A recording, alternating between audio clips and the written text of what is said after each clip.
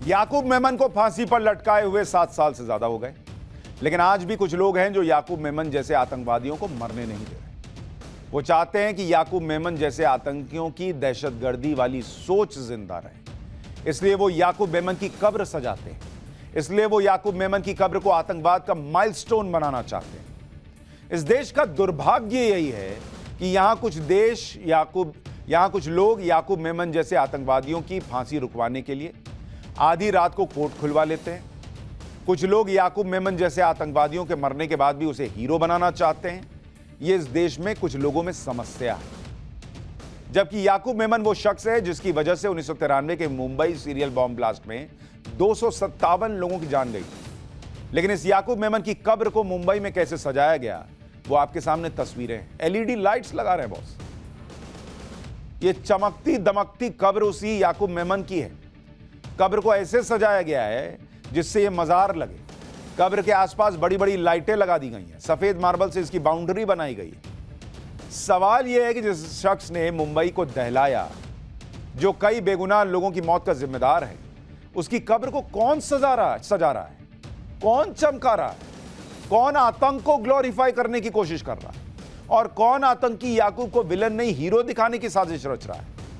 क्या याकूब मेमन को इस तरह से पेश करने की साजिश थी कि उसने जो किया वो बहुत महान काम था, लोगों को मार दिया, बहुत अच्छा काम किया, और इसके लिए उसकी कब्र को उस तरह सजाया जाए ताकि लोग यहां आकर उसका नाम लें, उसे याद करें, और कुछ लोग प्रेरित होकर फिर वैसे ही बम फोड़ें?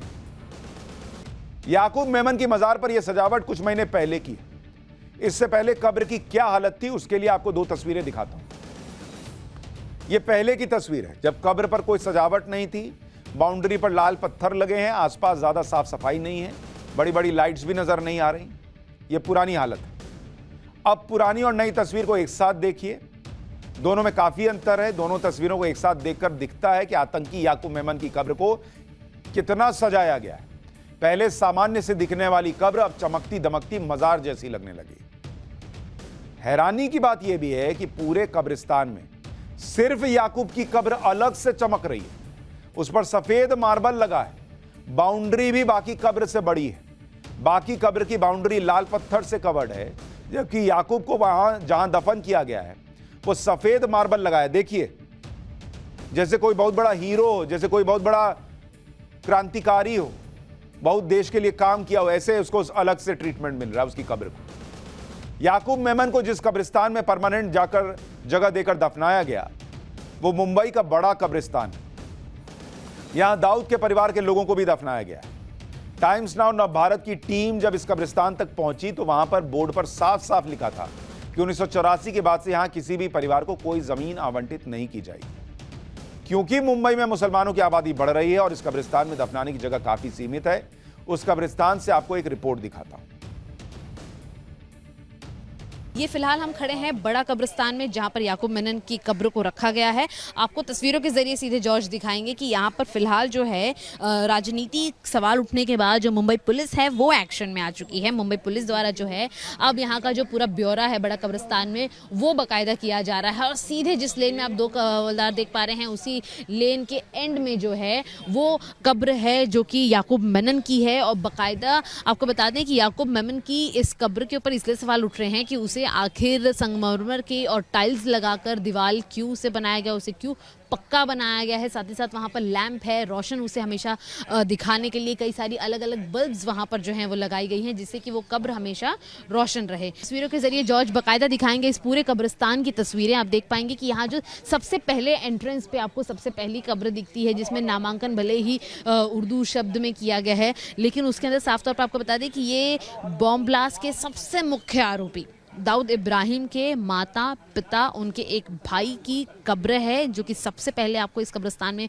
घुसते ही दिखेगी। और इसे भी कहीं ना कहीं एक देख सकते हैं कि एक छोटी बाउंड्री जो है वो दी गई है जो फ्रेश। अब मैं आपको बता दूं कि यहाँ पर कुछ कब्र है जहाँ पर हाल फिलहाल में किसी के पार्थिव शरीर को दफनाया गया है। वहाँ की तस्वीरें आप देखेंगे, यहाँ पर कोई मार्बल की टाइल्स आपको नजर नहीं आएगी, कोई अलग खास दीवार आपको नजर नहीं आएगी।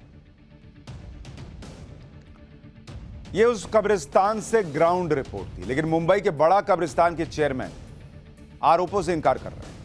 याकूब मेमन की कब्र को सजाया गया। उनका तर्क है कि जो लाइट्स हैं वो लोग यहां अपनी आस्था के मुताबिक लगाते हैं। एक बार उनका पक्ष भी सुन लीजिए। जो लाइटिंग लगाई गई थी वो उस लाइटिंग सिर्फ उसी को स्पेशल कोई ट्रीटमेंट नहीं दिया गया था। वो पूरे बड़े कब्रिस्तान में शब बारात के वक्त लाइटिंग लगाई गई। परमिशन किसी को नहीं दी जाती है यहाँ पर, ठीक है ना। ये लाइटिंग जो है ये लोग जो अपने आस्था के ताल्लुक से आते हैं वो लोग लगाते हैं। क्या उसे मजार में बिल्कुल नहीं, बिल्कुल मजार में तब्दील नहीं किया गया, ना कोई चीज की गई है, ठीक है। मरबल वो सिर्फ वो जो बड़ा कब्रिस्तान की वो हाइट पे है, सिर्फ वो याकूब मेमन की कब्र नहीं है, उसमें 17 कब्र है उस ब्लॉक के अंदर। तो ये लोगों को गलत मैसेज फैलाया जा रहा है। याकूब मेमन की कब्र को सजाने की तस्वीरें वायरल हुई तो आज मुंबई पुलिस बड़ा कब्रिस्तान पहुंची, कब्र से लाइटिंग हटाई। हालांकि मार्बल अभी भी लगा हुआ है। मुंबई पुलिस के मुताबिक कब्र पर एलईडी लाइट इसी साल 19 मार्च की रात को लगाई गई थी। 19 मार्च को बड़ी रात मनाई गई थी। कब्र पर एक बड़ा पेड़ गिर गया था। पेड़ गिरने के बाद मार्बल लगाया गया। मेमन के 14 परिवार वालों की कब्र यहां पर है। यह पुलिस का वर्जन है।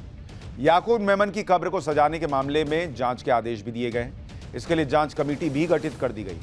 जांच कमेटी के सामने कई सवाल हैं, जैसे कब्र को किसने सजाया, किसके कहने पर सजाया, लाइटिंग करके कब्र को चमकाने का मकसद क्या था, क्या तत्कालीन उद्धव सरकार को इस बात की जानकारी नहीं थी, क्या राज्य की इंटेलिजेंस एजेंसी ने तत्कालीन उद्धव सरकार को इस संवेदनशील मुद्दे पर आगाह नहीं किया। इस मामले की जांच मुंबई पुलिस कर रही है। पुलिस इस मामले में वक्फ बोर्ड, बीएमसी और चैरिटी कमिश्नर से जानकारी जुटाएगी। याकूब मेमन की कब्र पर सजावट को लेकर बीजेपी उद्धव सरकार को घेर रही है, क्योंकि कब्र पर जब सजावट की गई थी तब महाराष्ट्र में मुख्यमंत्री उद्धव ठाकरे थे। बीजेपी के प्रवक्ता शहजाद पूनावाला ने एक ट्वीट किया। ट्वीट में उस दया याचिका को शेयर किया जो 28 जुलाई 2015 को तत्कालीन राष्ट्रपति प्रणब मुखर्जी को लिखी गई, जिसमें याकूब मेमन की मौत की सजा को कम करने की अपील की गई थी। जिन लोगों ने यह लेटर लिखा था उसमें एमएलए, एमएलसी, पूर्व विधायक, पार्षद शामिल थे। इसमें एक नाम असलम शेख का था, जिसे महाअगाड़ी सरकार में मंत्री बनाया गया था।